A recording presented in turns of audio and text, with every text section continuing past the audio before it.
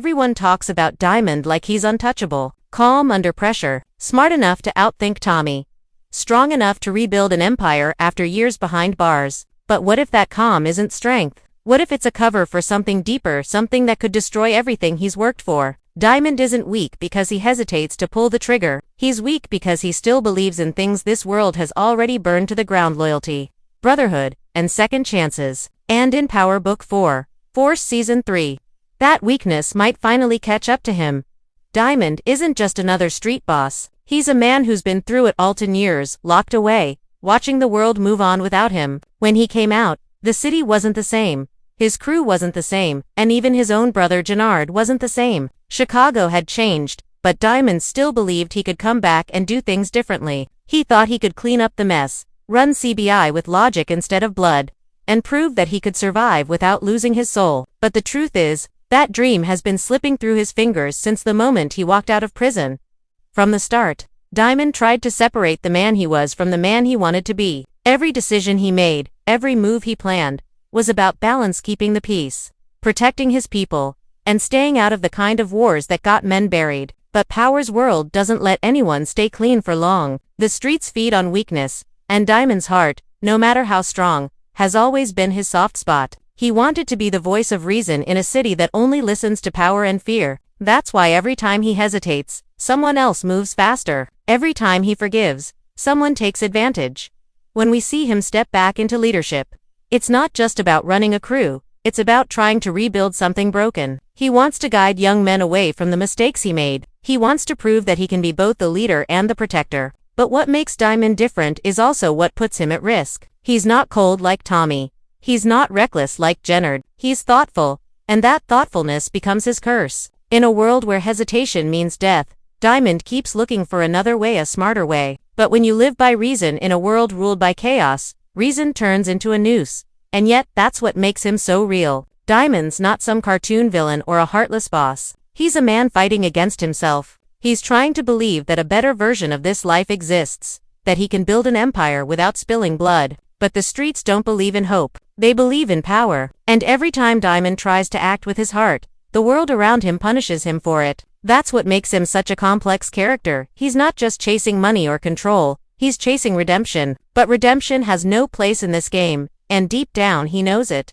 In Season 3, that conflict grows even louder. Diamond is still trying to hold on to his peace, but the people around him, Tommy, Jenard, and the new players keep dragging him back into the mud. It's like watching a man trying to walk on quicksand. Every move he makes pulls him deeper into danger. You can see it in his eyes, the quiet frustration, the weight of every decision. He wants to be better, but the world keeps testing how far he's willing to go before he breaks. That's Diamond's real struggle, and it's the kind of pain that can't be fixed by power or money. It's the pain of someone who's trying to change in a place that refuses to let him.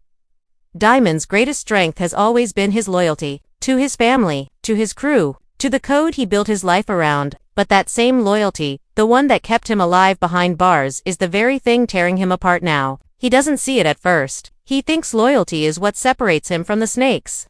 What makes him better than men like Walter Flynn or Tommy, who'll burn bridges just to win. But in truth, loyalty is the chain that keeps Diamond from walking away, even when he knows he should. And that chain has a name: Jenard. Jenard isn't just his brother, he's the ghost of Diamond's past. Every time Diamond looks at him, he sees the kid he grew up with, the one he protected, the one he went to prison for. And that's the problem. Diamond isn't seeing the man standing in front of him now, the man who's changed, who's been hardened by greed and jealousy. Jenard doesn't want balance or peace. He wants power. But Diamond keeps holding on to the memory of the brother he once knew. He keeps hoping that somehow, beneath all that anger, there's still family left. That hope blinds him. It makes him hesitate when he should strike. It makes him forgive when he should cut ties. And in Chicago, hesitation is a death sentence. You can feel the weight of that conflict every time Diamond talks about doing what's right. He wants to believe that loyalty means something in a world where everyone's chasing their next dollar. But deep down, he's starting to realize that loyalty without trust is just weakness disguised as honor. The streets don't care that he's trying to play fair. They don't care that he's trying to keep his brother close. They see a man torn between heart and survival, and that's blood in the water. Every rival, every snake in the game, can smell it, and that's what makes Diamond vulnerable. But his weakness isn't just Jenard, it's the idea that he can still fix things, that he can control chaos by holding on to his morals. You see it in the quiet moments, when he looks out over the city, thinking he can outsmart fate. But Power's world isn't built on peace, it's built on betrayal. The harder Diamond tries to keep things clean, the more he's forced to get his hands dirty. Every choice he makes pushes him further into the darkness he's trying to escape. That's the irony. The man who wants to rise above the streets keeps getting pulled back into them because he refuses to be as ruthless as everyone else. Season 3 shows this more clearly than ever. Diamond is stuck between Tommy's ambition and Jenard's resentment. On one side, Tommy's a force of nature, unpredictable, hungry, ready to burn the whole city down if it gets him what he wants. On the other, Jenard's plotting behind Diamond's back, driven by pride and revenge. Diamond's stuck in the middle, trying to hold the city together like a man patching a sinking ship. He thinks he can keep everyone in line with reason and respect, but that world doesn't exist anymore. The old codes are dead. The only rule now is survival. And Diamond's moral compass, the thing that once made him a leader, has become the very thing pulling him under. It's painful to watch because you know he means well. Every time he gives Jenard another chance, it's not weakness, it's love. But love in Power's universe is a weapon. It's what people use to get close enough to stab you. And no matter how smart Diamond is, his heart keeps giving people that chance. He still believes in loyalty like it's sacred, even when everyone around him treats it like a joke. That's why Diamond's weakness hurts more than any bullet or betrayal. It's not just emotional, it's moral. He's fighting to keep something pure alive in a world that's already buried it. The tragedy of Diamond is that he doesn't know how to be anyone else. He can't switch it off. He can't turn into Tommy, who accepts that love and loyalty only get you killed. Diamond still thinks there's a way to have both power and peace, but Power Book 4 keeps reminding us that those two things can't exist together. And the deeper he goes, the more that truth starts to show. Every choice, every alliance, every quiet moment of hesitation, it all comes back to one thing: the belief that you can be loyal without losing yourself. But in Chicago, that belief might be the most dangerous lie of all. Diamond's weakness isn't about fear or failure, it's about faith. Faith in people who don't deserve it. Faith in dreams that can't survive in the streets. And as Season 3 unfolds, we start to see how that faith will cost him. It's what makes him human, what makes us root for him. But it's also what's going to test how far he's willing to go before he finally learns that in this world, love is the sharpest knife of them all. There comes a moment in every story when the mask starts to crack, when the things you believe in stop protecting you and start destroying you. For Diamond, that moment hits hard in Power Book 4. Force Season 3. He's tried everything to stay grounded, to run CBI like a businessman, not a killer. He's tried to build peace in a city that only respects war. But peace is expensive, and in Chicago, the price is always paid in blood. The streets are shifting under Diamond's feet, and for the first time, his calm isn't strength, it's pressure. You can feel it building in every decision he makes, every silence that stretches too long. The Diamond we see now isn't the same man who walked out of prison. He's still trying to control the game. But the game is starting to control him. The deeper he gets into Season 3, the more the walls close in. Tommy Egan, ruthless, brilliant, unpredictable, is both his ally and his biggest threat. Tommy doesn't understand Diamond's restraint. To Tommy, hesitation is weakness, and weakness is something you erase. But Diamond keeps thinking long-term. He wants to outthink the chaos, not feed it. That difference in philosophy becomes a slow burn between them. They need each other to survive, but their codes could never coexist. Tommy plays chess with fire. Diamond tries to play with patience. And patience doesn't win wars, it just delays the explosion. We see Diamond standing in rooms where he used to command respect, and now people are questioning him. His own crew starts to wonder if he's gone soft. His enemies start moving like they smell blood. It's not that Diamond's lost his power. It's that he's losing the illusion that power can be clean. Every time he tries to protect his people, another body drops. Every time he tries to lead with reason, someone uses that reason against him. He's trapped in a cycle he can't break, trying to save a system that no longer exists. That's the real tragedy. The world he's loyal to, the one built on codes and brotherhood's already gone. The city has changed. The players have changed. Only Diamond is still holding on to the old rules.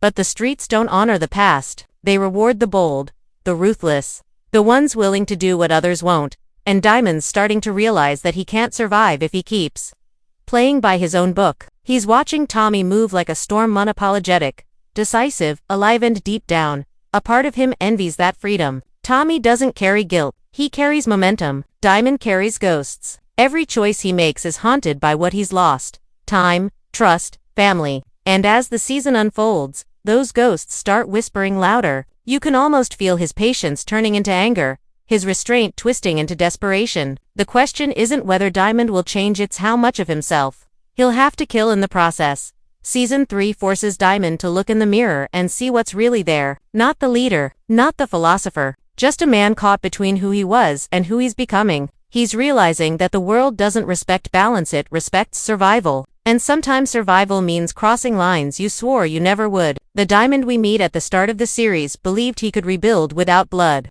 The Diamond we see now knows that blood is the foundation. That realization doesn't happen all at once. It builds with every betrayal, every false alliance, every quiet moment where he watches the city he loves devour itself. The turning point isn't some big gunfight or revenge scene, it's emotional. It's when Diamond starts to feel the cold, that emotional numbness that creeps in when you stop caring about what's right and start doing what's necessary. You see it in the way he looks at Tommy. There's no more judgment, no more frustration, just understanding. They're both trapped by the same world, just playing different sides of the same lie. Tommy embraced the monster. Diamond's been trying to cage his, but by the time this season hits its midpoint, that cage is breaking. You can see the fire coming back into Diamond's eyes. But it's not peace he's chasing anymore, it's control. The irony is that this transformation isn't victory, it's loss. The calm, logical Diamond that people respected is fading. What's left is a man who's realizing that morality doesn't keep you alive, it just slows you down. The streets don't reward good men, they bury them. And Diamond, the man who once wanted to be both the savior and the strategist, is learning that maybe he has to become what he's been running from. Maybe the only way to protect what's his is to stop pretending that he's different from the rest. That's what makes Diamond's arc in Season 3 so powerful. It's not about power, in the usual sense, it's about identity. How much of yourself can you lose before you stop recognizing the man in the mirror? Every move he makes from here on out isn't about peace anymore, it's about survival, control, and the slow realization that the only way to fix what's broken is to break something else first. And when that happens, when Diamond finally stops holding back, Chicago won't be ready for the man he becomes. Because a calm Diamond is dangerous, but a broken one, that's unstoppable. By the time Diamond reaches the final stretch of Powerbook for Forced Season 3, he's not the same man who dreamed of peace. The calm strategist, the one who thought he could rebuild the streets through reason, has been stripped down to something rawer, sharper, and colder. But here's the twist: what looks like his downfall is actually his rebirth. Because when a man like Diamond loses everything that once defined him, he starts to see the truth. The very weakness that's been haunting him all along is the only thing that still makes him human.